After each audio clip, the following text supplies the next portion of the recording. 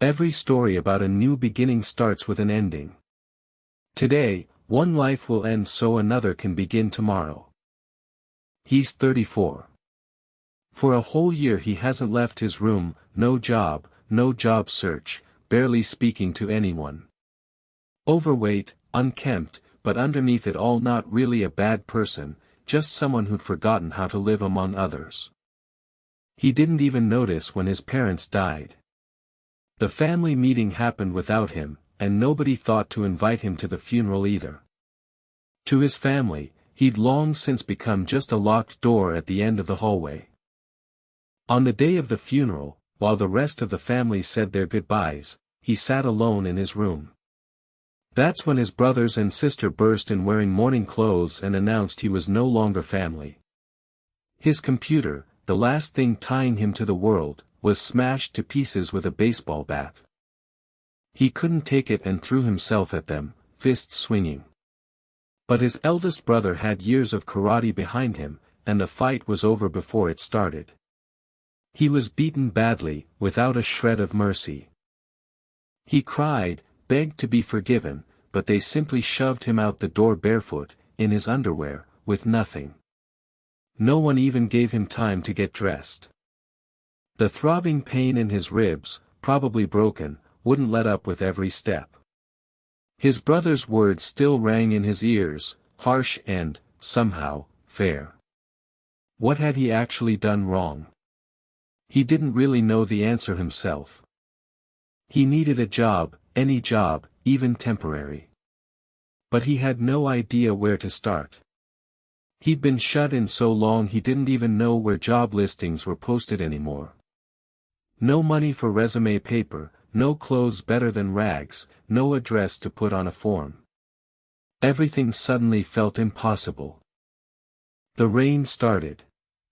It was late summer, that time of year when the first chill starts creeping into the air. Ice-cold water soaked through clothes he couldn't even remember not wearing, stealing the last of his warmth. If only he could start over. He wasn't born like this. Somewhere along the way he'd simply stopped trying, and now he was paying for every step he never took. He used to show real promise. The third of 4 children in a comfortable family, praised in elementary school as sharp for his age, good at both schoolwork and sports.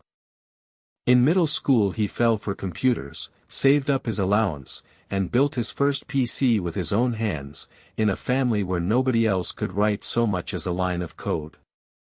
The real turning point came at the edge of high school. Schoolwork suddenly felt pointless to him, and he let it slide almost entirely, certain he'd be fine regardless. He ended up at the worst school in the prefecture, and even that didn't seem to matter to him. He was sure that the moment he got serious, he'd easily outpace everyone else there. Everything changed during one lunch break. Someone cut in front of him in the cafeteria line, and he snapped back with a few sharp words, carrying the misplaced pride so common in teenagers who think they're something special. His luck was worse than he knew. The guy turned out to be an upperclassman, one of the 2 most dangerous students in the entire school. He was beaten until half his face was one bruise, stripped, tied up, and dumped right at the school's front entrance. Photos of his humiliation went up in every hallway. By Monday he already had a nickname he could never wash off. He stopped going to school. His father and brothers threw around empty phrases like, "pull yourself together," but none of them understood that going back simply wasn't possible anymore.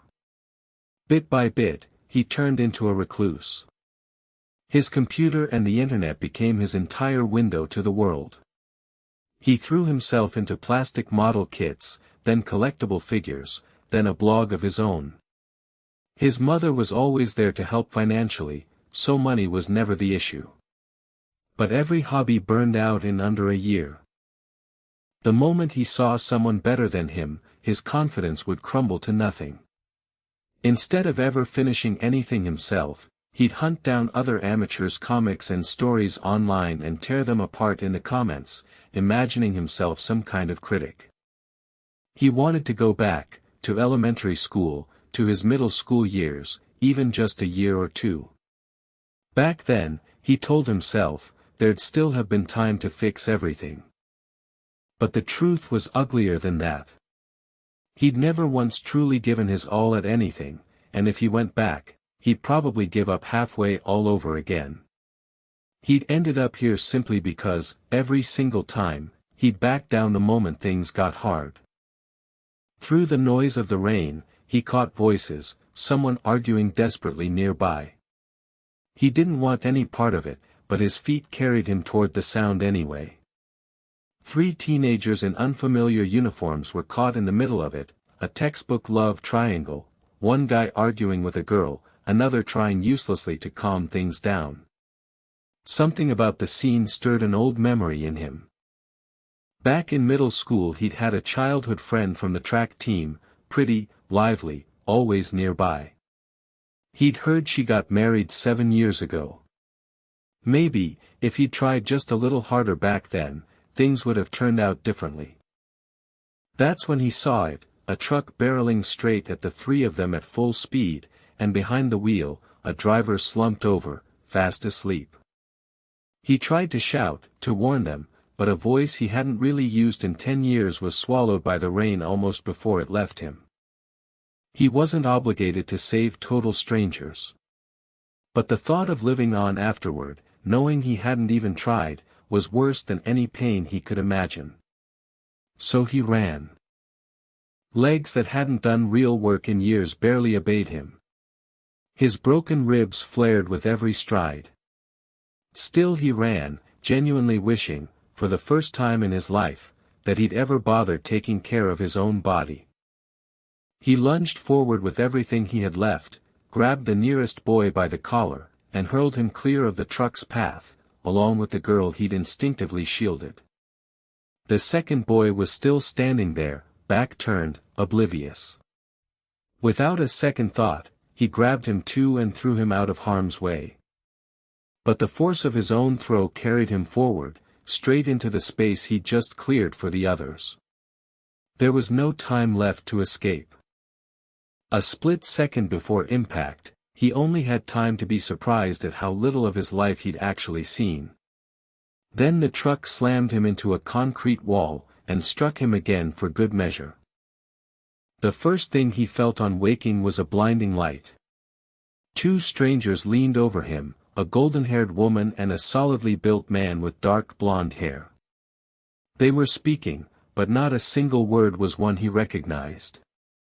He tried to ask where he was, and what came out instead was a weak, wordless groan.